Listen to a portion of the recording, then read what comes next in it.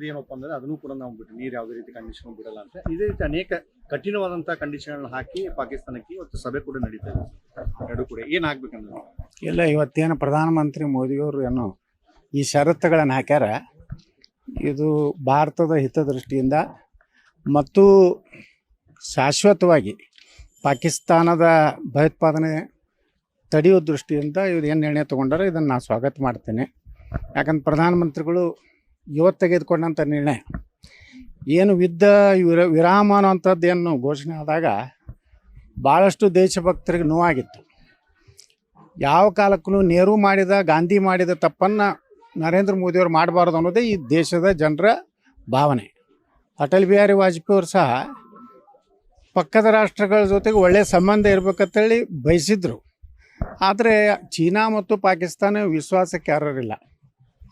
ಅದಕ್ಕೇ ನಮ್ಮ ಪ್ರಧಾನಮಂತ್ರಿಗಳು ಯಾವುದೇ ಪರಿಸ್ಥಿತಿಯಲ್ಲಿ ಈಗೇನು ಷರತ್ತು ಹಾಕ್ಯಾರ, ಸಿಂಧೂ ನದಿಯನ್ನು ಭಾರತದಲ್ಲಿ ನಮ್ಮ ರೈತರಿಗಾಗಿ ನೀರಾವರಿ ಯೋಜನೆಗಳಿಗೆ ವಿದ್ಯುತ್ ಉತ್ಪಾದನೆಗೆ ಬಳಸುವಂಥದ್ದು ಮತ್ತು ಪಾಕಿಸ್ತಾನ ತಾನೇ ಆಗಿ ಸಿಮ್ಲಾ ಒಪ್ಪಂದವನ್ನು ಅದರ ತಾನಾಗಿಯೇ ಆ ಒಪ್ಪಂದವನ್ನು ತಾನೇ ರದ್ದು ಮಾಡಿಕೊಂಡಿದೆ.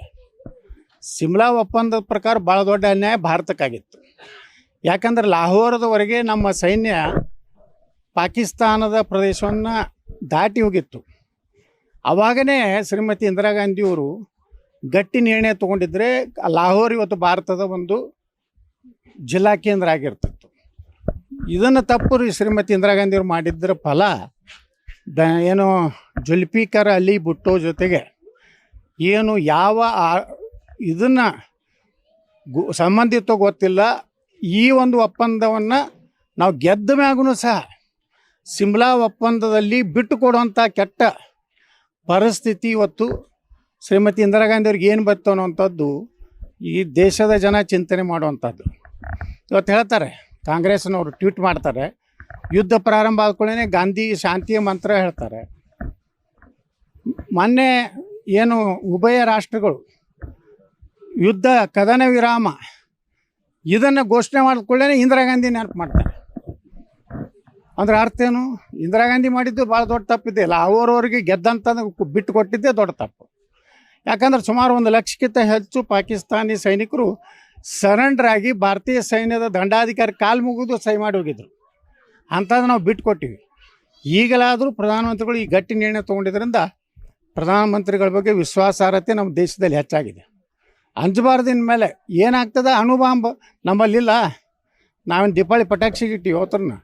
ನಾವು ಒಂದೇ ಅಣುಬಾಂಬ್ ಹಾಕಿದ್ರೆ ಇಡೀ ಪಾಕಿಸ್ತಾನ ಕಲಾಸ ಆಗ್ತದೆ.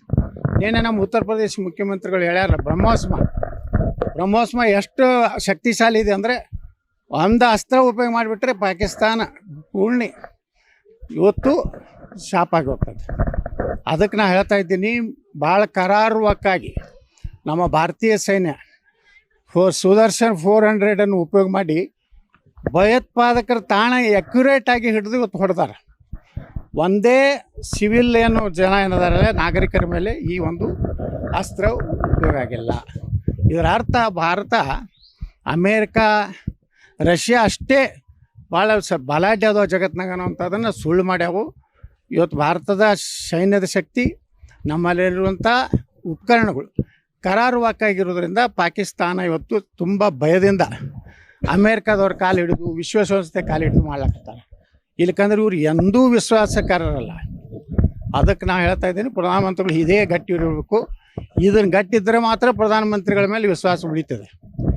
ಎಲ್ಲರೂ ಒಂದು ಹೆಜ್ಜೆ ಹಿಂದೆ ಸರಿದ್ರೆ ಮಾತ್ರ ಭಾರತದ ನಾವು ಹಿಂದೂಗಳೇ BJPಗೆ ನರೇಂದ್ರ ಮೋದಿಗೆ ಎದಕ್ಕೆ ಓಟ್ ಹಾಕ್ತೀವಿ? ನಮ್ಮ ರಕ್ಷಣೆ ಆಗಲೇ ಓಟ್ ಹಾಕ್ತೀವಿ. ನೀವು ಹಿಂದೆ ಸರಿದ್ರೆ ಮತ್ತು ನಿಮ್ಮನ್ನ ಹೆಂಗೆ ನಾವು ಜನ ಹೆಂಗೆ ಒಪ್ತಾರೆ? ಅದಕ್ಕೆ ನಾವು ನರೇಂದ್ರ ಮೋದಿಯವ್ರ ಬಗ್ಗೆ ವಿಶ್ವಾಸ ಇದೆ.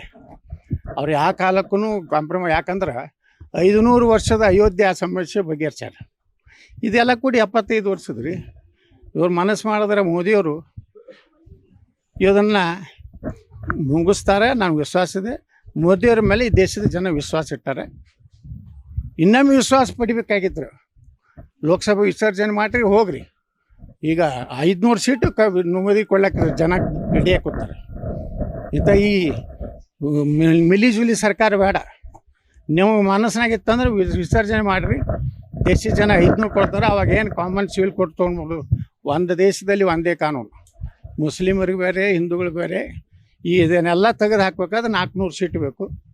ಈ ಸಲ ಮೋದಿಯವ್ರಿಗೆ ಏನಾರೇ ತೊಂದರೆ ಆದ್ರೆ ವಿಸರ್ಜನೆ ಮಾಡಿ ದೇಶದ ಮುಂದೆ ಹೋಗ್ಬಿಟ್ರಿ, ದೇಶದ ಜನ ಒಂದು ಪಾಕಿಸ್ತಾನ ನಾಶ ಆಗೋದು ನೋಡ್ಬೇಕಾಯ್ತು ಕಣ್ಣಿಲಿ.